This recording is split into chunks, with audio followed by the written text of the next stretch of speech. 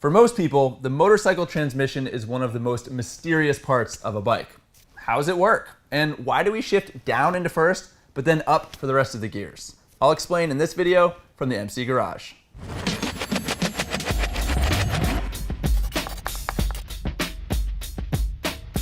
The transmission is one of the most intimidating parts of a motorcycle. There are a lot of sprockets, one set of cogs for each ratio in the gearbox. But the transmission's operation is pretty straightforward, and so is its purpose. The whole reason behind the transmission is to provide a range of gear ratios to suit different torque needs and engine speeds. A motorcycle transmission is a constant mesh sequential gearbox. That means the gears are always meshed together and you shift in order, as opposed to in a car transmission where you can stick it in any gear you want. Here are all the components laid out. You have your input shaft, which has the clutch mounted to the right end and is turned by the crankshaft. Then there's the output shaft with the sprocket on its left hand that turns the chain and the rear wheel. Some of the gears are splined to the shaft, but they can move side to side, while others are free to rotate, but stay in place. These pegs are called dogs, and they nest into corresponding recesses on adjacent sprockets. So, when neighboring gears are slid together, they are locked and rotate as one. That's why we call it shifting gears, because you are literally shifting the gears back and forth on the shafts.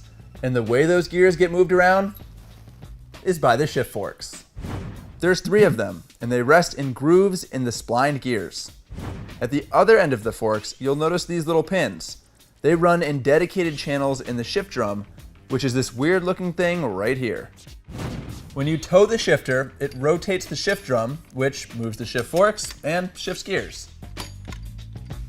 But why is first gear down, second gear up? Why is neutral between the two of them? And why is the shifter on the left side of the bike anyway?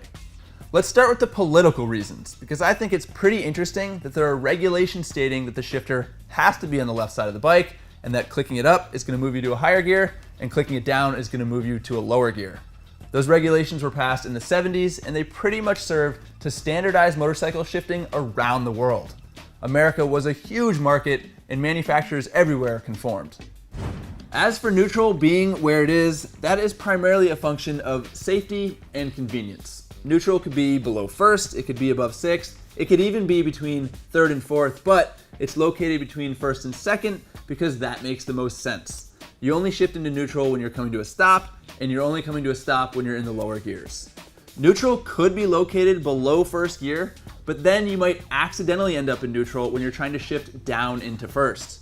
As it stands, you just keep mashing down on that lever, and you'll be in first gear, ready to let the clutch out and pull away from a stop. So there you have it, the basics behind the motorcycle transmission, how it works, and why.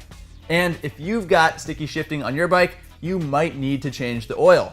As we showed you, there are a lot of rotating, interlocking, and sliding parts in the transmission, and if your oil is dirty, it's not going to lubricate that stuff well. So that's it for this video from the MC Garage. As always, leave your comments and questions below. And if you like what you saw, make sure you subscribe. Until next time, ride safe.